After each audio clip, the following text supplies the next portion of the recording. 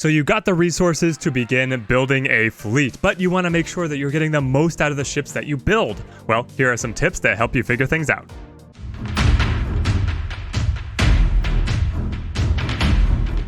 Use the timestamps to find the part of the guide you guys think is most useful for you. Hope you guys enjoy. First off, what kind of ship do you want to build? I mean, this list is exhaustive. It feels like Amazon when I'm just searching for a pair of headphones to buy. Well, for your very first ship, you're just going to end up picking whatever is the cheapest because credits are usually very tight in the early game, so either of these three opener ships are going to do fine for you. They're all pretty much the same, though they do have slightly different mineral costs. Once you hit the mid to late game, though, you're going to want to start changing things up in terms of your fleet composition. I've found success having a designated set of defensive ships that are all at level 2, and then a core of offensive ships that are all at level 3. The reasoning is that even these highest levels of ships still get cut to pieces by the enemy defensive turrets and are constantly going to need to be back in the shipyard for repairs.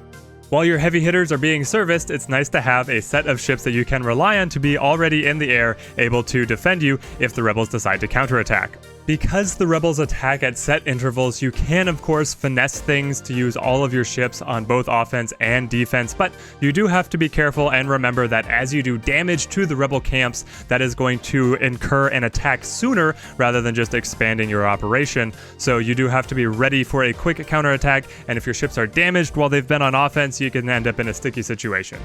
Level 3 ships are the best for offense because they bring the heaviest weaponry and have the most health on their hull, but they are incredibly expensive to unlock. These level 2 ships will get cut to Swiss cheese by the enemy defensive turrets, but they can smack down the ships the rebels send to raid you without even breaking a sweat. We're going to jump into building a brand new attack ship right here, and this is actually my favorite hull to use because even though it is not the strongest of the ship classes that you're able to get, it has an excellent floor plan for being able to lay things out together and having a lot of freedom in terms of how you place the interior.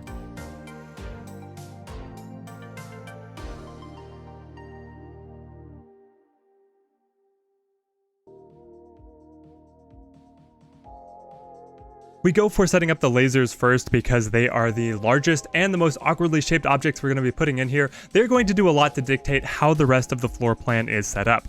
The difference here between the lasers is their size, how much energy they're going to consume, their charging time, but it's also the number of tiles that they hit. And when it says tiles, it doesn't mean spaces on the big map, it means these tiny tiles here when you go ship to ship.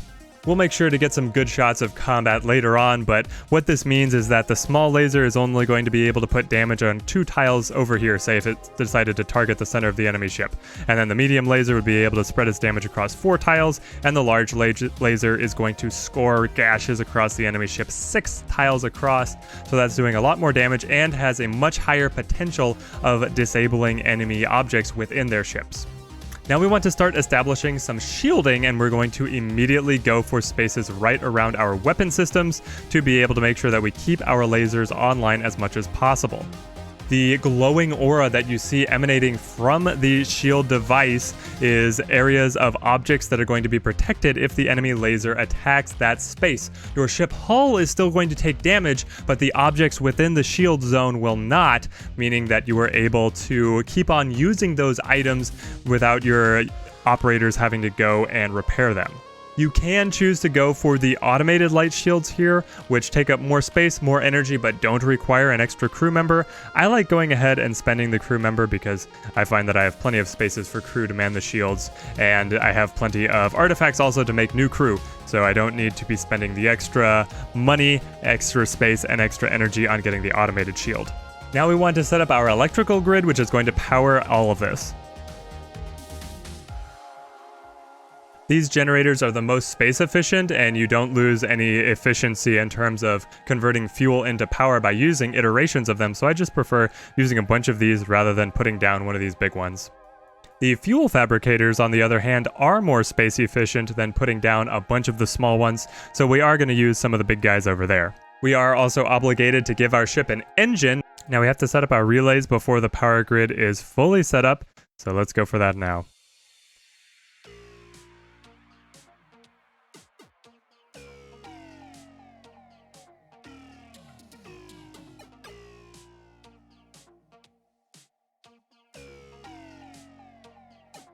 Alright, now that we have the core systems of the ship set up, we can look to bring in the crew to be able to man all of these objects. Now our ship is technically ready to go. It has all of the primary systems to be a very powerful offensive ship, but there's still actually a lot more that we can do to optimize this craft. First up, we want to bring extra crew. So why are we bringing extra crew than what is required to man our systems? Well, extra crew will go around and repair damage that we sustain while we are in combat. If we just have a skeleton crew, then they're going to have to come off of critical systems to do those repairs, or just leave those spaces still damaged, damaging other systems that the ship has, effectively crippling it even before it would potentially be destroyed because of loss of health. I value my crew members pretty highly, so we're going to put in 2 med pods to be able to heal them up if they take damage during a fight. Now we are going to start packing on a lot of extra batteries and fuel containers.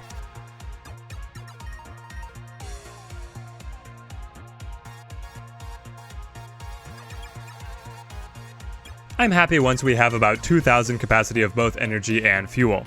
We are currently able to run surpluses in both energy and fuel, so you might be asking why we need to bring these stores with us. Well, that is in case any of our generators get damaged or come offline.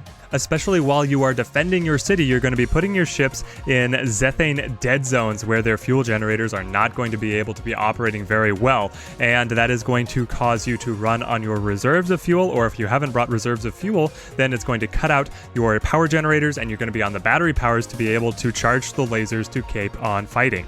There's also the potential, if you don't have really good shield coverage, that these items are going to be damaged by enemy laser fire, in which case they would also be taken offline until the crew is able to repair them. Now you can probably find a more optimum build, especially for optimizing your shield coverage, but that is part of the fun of this, that you have so much freedom with how you lay out the interior of your ships. You get to experiment and try and prioritize what you really want to get out of your ships, and I don't find that going excessively into shielding benefits me all that much for the headache it is in terms of the layout, so I'm very happy with the ship we've built here.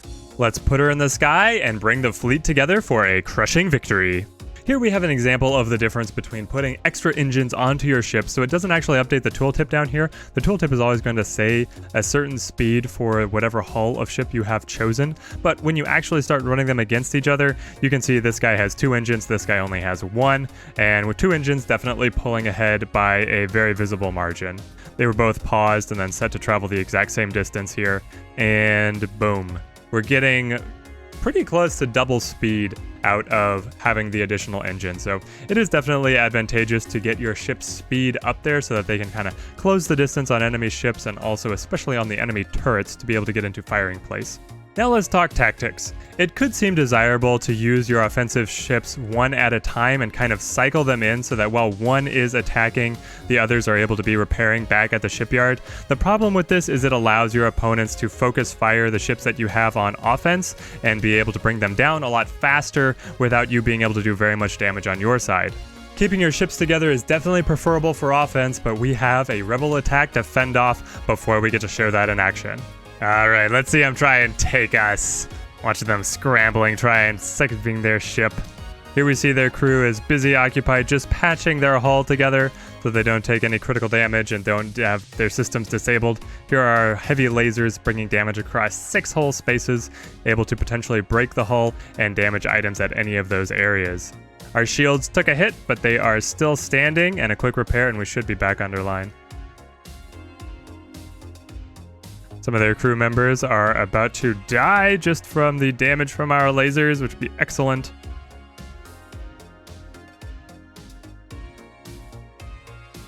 They really don't stand a chance here, and by the end there, they didn't even have enough online to be able to fire back at us at all. Here's one of our level 2 defensive ships going up against the enemy ships, and because the rebels only attack you, it seems, with level 1 ships, the level 2 ships are just so far superior that we're barely taking damage and we're cutting them to bits.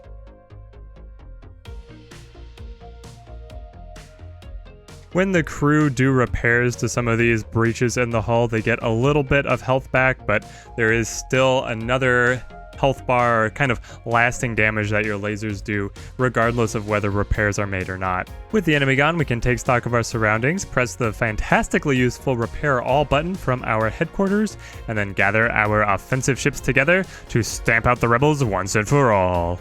There is unfortunately no way to select multiple ships at a time, so managing a larger fleet is going to become a nightmare, potentially forcing a lot of pausing to be able to get through things, but it is the best that we've got. Now with all our ships drawn up, we are ready to focus on their turrets and bring this camp down. A coordinated attack like this is able to do a lot more damage than just cycling your ships in individually, so this is where you can really have the advantage of having a much larger fleet altogether.